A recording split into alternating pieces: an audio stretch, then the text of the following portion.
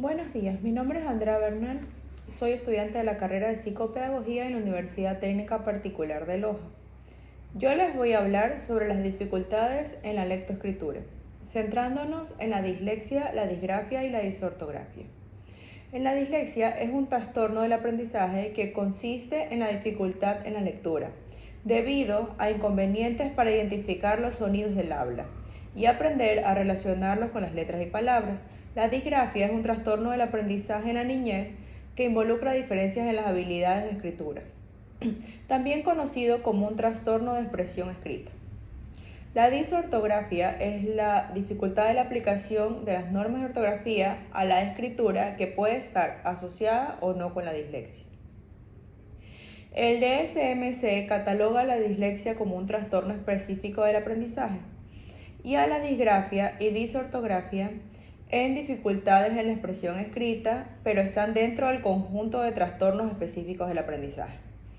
En las principales características de la dislexia tenemos que presenta, al igual que en las personas que no la padecen, una especificación en el hemisferio izquierdo para el procesamiento lingüístico, pero con un nivel inferior, y puede tener un componente hereditario. Se da en niños con inteligencia normal sin problemas psíquicos o culturales. En cuanto a la disgrafia, se caracteriza por una postura gráfica incorrecta, un soporte inadecuado del acto escritor, diferencias en prensión y presión y un ritmo escritor muy lento o excesivo. La disortografía se caracteriza, según Rivas y Fernández, por suponer errores sistemáticos y reiterados en la escritura y en la ortografía, y la dificultad de la aplicación de las normas ortográficas en la escritura. La dislexia, la disgrafia y la disortografía se relacionan en que son trastornos específicos del aprendizaje según el DSM-C, pero tanto la dislexia como en la disgrafia tienen diferencias en el aprendizaje. La dislexia afecta principalmente la lectura y la disgrafia y disortografía afecta principalmente la escritura. Si bien son diferentes, también son fáciles de confundir entre sí.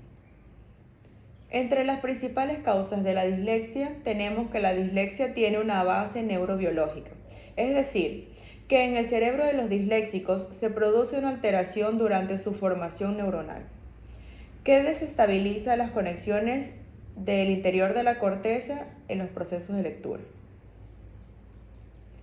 En las causas principales de la disortografía tenemos de 5 tipos. Las perspectivas, que son diferencias en el sistema visual y auditivo, las intelectuales, que es un déficit de inmadurez intelectual, las lingüísticas, que es una dificultad en la adquisición del lenguaje, las efectos emocionales, que es una escasa motivación, y las pedagógicas.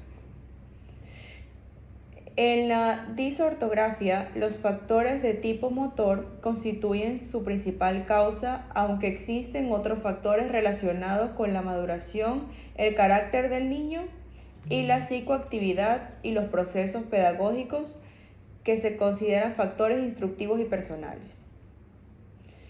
Entre las pautas psicoeducativas que podríamos implementar en los niños con trastornos específicos de la lectura, en aulas regulares tenemos: se puede implementar aspectos motrices como en las actividades de juegos o imitación de movimientos que exijan actividades motoras, como por ejemplo andar en una pierna, recorrer una línea recta, etc.